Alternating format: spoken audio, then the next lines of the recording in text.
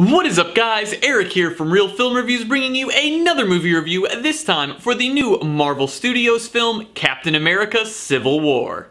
Captain America: Civil War is the movie adaptation of the classic Marvel Comics series, Marvel Civil War, which revolves around Tony Stark and Steve Rogers, Captain America and Iron Man, taking opposite sides over an act. Now, the act in the comics is different than the act in the film, but they end up sort of splitting the Marvel universe, and they each get different superheroes on their side, and it ends in a massive battle, as you would assume, and this movie embodies that in some ways. This movie is directed by the Russo brothers, who also did Captain America: Winter Soldier, which many consider to be in the top 5 best Marvel Cinematic Universe films. I myself am in that same crowd. I think it is a phenomenal film, and I think that they did a very good job with this movie as well. Now, this movie is more or less a Avengers film. It stars Robert Downey Jr., everyone. Everyone is in this movie, from Scarlett Johansson to Chadwick Boseman as Black Panther, because they introduce him, and Tom Holland as Spider-Man, because we get these new characters. This has everyone, including Paul Rudd as Ant-Man, even though he's not in it a lot. And I think that this movie does a very good job meshing all of these characters like it's an Avengers film, but it's almost as if the Avengers have 2 separate teams in this film, being as they're split over this act. Now, in the comics, the policy that is trying to be passed, and is successfully passed in the comics, is to make it so all superheroes have to give up their secret identities. Now, in the movie, they have adjusted that to where it is called the Sokovia Accords, and it is the idea that the Avengers have taken too much of their power into their own hands and have decided to just not care about anything and go where they feel they are needed to help people, but there always ends up being civilian casualties. So these Accords is basically the UN saying, you have to come to us and we will approve you to go to places. And Tony Stark thinks that this needs to happen because of so many civilian casualties that have happened in all of their fights, where Steve Rogers is under the impression that they need to stand together and not sign this policy that will basically take away their strengths and all of their opinion in whether or not they go fight someone. It more or less turns them into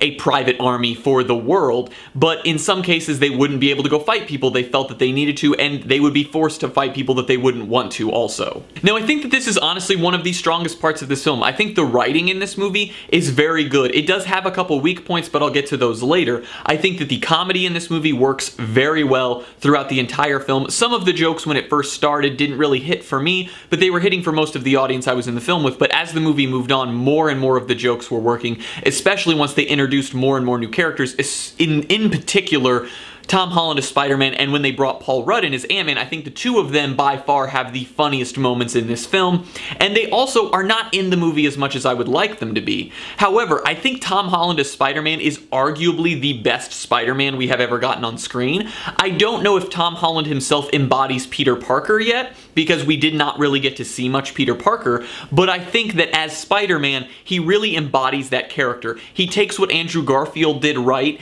and improves upon it even more to make us really feel like this is Spider-Man. He's joking around, he's a kid, he's not a grown-up, and I think that he really works well in this film, especially with Tony Stark. I think the two of them are very funny together in this movie, along with Chadwick Boseman as Black Panther. Black Panther is extremely cool in this film. His suit looks amazing. He has maybe my favorite suit of all the Avengers after seeing this movie. It's so cool. The vibranium claws are perfect, and his fighting style is not like anyone else's in the film, which I think is really cool, being as he has a Wakandan fighting style in the comics. Now, the fight scenes in this movie are what this movie does perfectly. Every single fight scene in this movie feels extremely suspenseful, it's filmed very well, and the action is just really cool. They have such innovative motions that they have these characters do. They really utilize their powers and all of their abilities in this movie in these fight scenes to make them even cooler to watch. Like, when we all saw the first Avengers, the part when Iron Man shoots Captain America's shield and the laser sprays out and kills all the Chitauri, everyone was like, wow, that was really cool. Imagine that being in every single fight scene in this movie, along with getting to see new powers from characters, and we get new characters, so so we get to get introduced to all of their powers. Now, the interactions with all of the characters were very good. In the beginning of the film, they're very dramatic. It feels very heavy when they first introduce the Accords to the team because they don't know which side to take because both sides have their pros and their cons. And I think that that's a really good strength of this film. But I will say, my biggest issue with this movie is the fact that we don't get enough talking sequences. We don't get enough character building and interaction with all these characters, especially new characters. We don't get a ton of Black Panther or a ton of Spider-Man, which I can understand, and I'm fine with that, because what we do get of them is very good, and I think if you would have tried to force more in, it would have came off like you were forcing these characters to be in this film more. But I think my biggest issue is with Hawkeye and Ant-Man. Hawkeye and Ant-Man are not in this movie anywhere near as much as I would like them to be, especially after we saw Age of Ultron and they turned Hawkeye into a character that everyone liked a lot. He's barely in this film, and it's really upsetting. And also, we get the introduction of Paul Rudd as Scott Lang as Ant-Man in this movie, and he's introduced to all of the characters of the Marvel Cinematic Universe, basically, and we don't even get any time to, like, relish this moment. It's very quick, and it goes by very fast, and then we don't even get to see much of Paul Rudd, and it's really upsetting, because that was honestly, going into this film, the thing I was most excited about. I was the most excited about seeing Paul Rudd interact with all of these characters. I wanted to see that funny, quippy Ant-Man from the Ant-Man film hang out with Hawkeye and Captain America and Falcon and Black Widow and Black Panther and all of these characters. I would have really liked to see him interact with them more, and we just don't get that in this film, and it was really upsetting because I think that that's what made the first Avengers so great, is we got these characters on screen for the first time ever all together, and I think that since we have had that first Avengers film, they haven't felt the need to build such character moments, and I think that that is obviously one of the biggest issues with Age of Ultron, and at the time when I first saw it, I really enjoyed that movie, but since rewatching it, I still think it's a good movie, but I definitely see the weak points, Ultron probably being the biggest weak point of the film, but I think that as a whole, the movie just doesn't have all those fun moments like the first Avengers did, and it doesn't have all that character building, because it feels like we've already gotten enough of it that we don't need more.